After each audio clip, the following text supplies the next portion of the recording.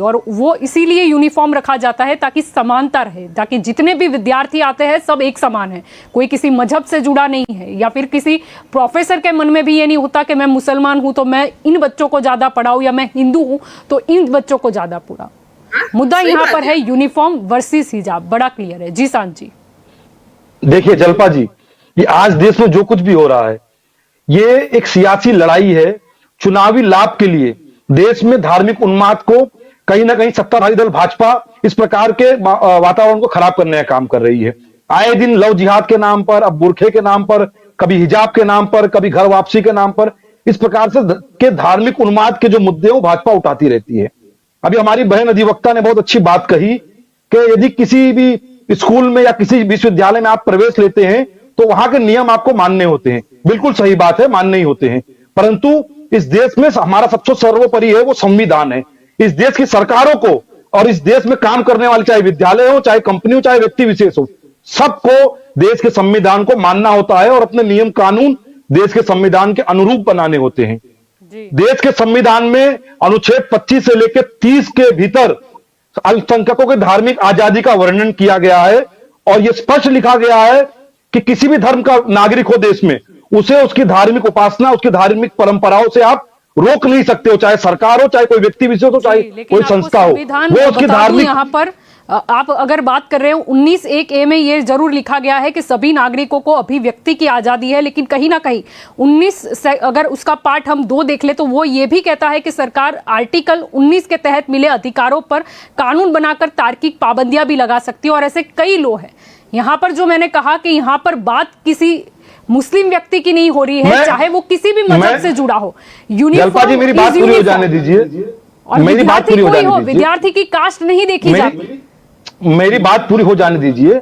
मैंने अनुच्छेद 19 की बात नहीं की, अनुच्छेद 25 से लेकर 30 के भीतर अल्पसंख्यकों के अधिकार और उनकी धार्मिक स्वतंत्रता का वर्णन किया गया है।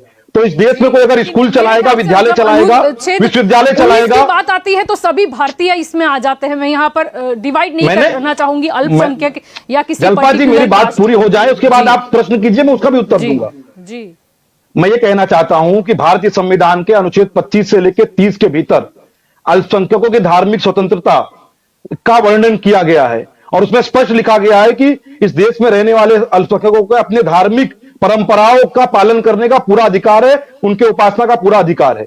और इस देश में कोई विद्यालय खोले, विश्वविद्यालय खोले, कोई सरकार बनाए, उसको संविधान के अनुरूप सरकार चलानी होती है, संविधान के अनुरूप विद्यालय चलाना होता है। वो अपनी मर्जी से कोई कानून, अपने राजनीतिक लाभ के लिए कोई कानून बनाएगा तो वो माना नहीं जाएगा। और यह मामला अब न्यायालय में आ चुका है, तो न्यायालय में विचाराधीन है, न्यायालय में इसका निर्णय होगा। अपन जिस प्रकार से अगर मैं स्पोर्ट्स के कैटेगरी में चली जाऊं ताकि जो हमारे दर्शक है वो भी सरलता से समझ सके, अगर यहाँ पर एक छोटा सा एग्जांपल ले लूं, ऐसे तो कई सारे हैं क्योंकि मैं तो यहाँ पर भारतीय कैटेगरी रखती हूँ, लेकिन क्योंकि ये मुद्दा किसी मजहब से जोड़ा गया है। अगर हम सानिया मिर्जा की बात करें, वो टेबल टेनिस खेलती थी तो क्या पहनकर खेलती थी? क्या उन्हें पता नहीं था? उनका या फिर उनकी उनका अधिकार है? जल्पा जी आप समझिए, सारे मुस्लिम देश के या विदेश के कहीं के भी सारे हिजाब पहनते, ऐसा तो नहीं है ना। वहां पर अगर आप स्पोर्ट में की बात करो ना तो वहां पर भी एक यूनिफॉर्म होता है, वहां पर भी आप किसी मजहब को शो नहीं कर सकते। मेरी बात, क्योंकि वो दिल्ली से खेला जाता है। ऐसे ही जब आप पढ़ने जाते हो तो मेरी बात सुनिए, विद्या पे ध्यान देना है। मेरी बात तो पहले पूरी हो जाने दीजिए।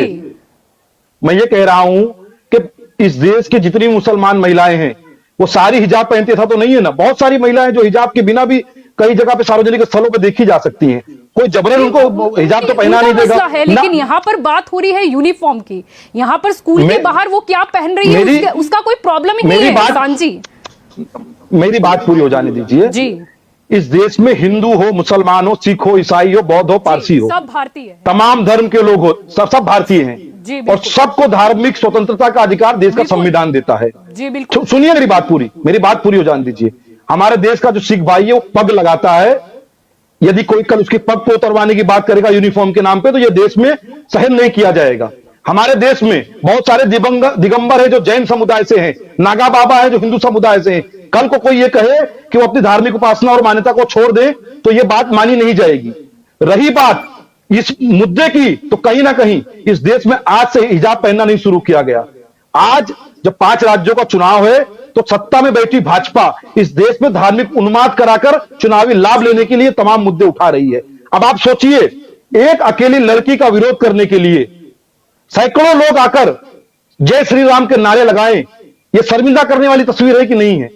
यूनिफॉर्म हो या हिजाब हो, वो अपने स्थान पे सरकार का एक कानून, विद्यालय के प्रशासन का एक आदेश और उस आदेश को नहीं मानने वाली लड़कियां, ये दो तीन लोगों के बीच की बात है। बाहर से कोई व्यक्ति आकर उसको घेर ले और जय श्री राम के धार्मिक नारे लगाए, ये कहां तक उचित है? आप मुझे बताइए। किसी बेटी को अकेले घेर लेना इस देश में क्या शोभा देता है? जी सोनल जी, कोई भी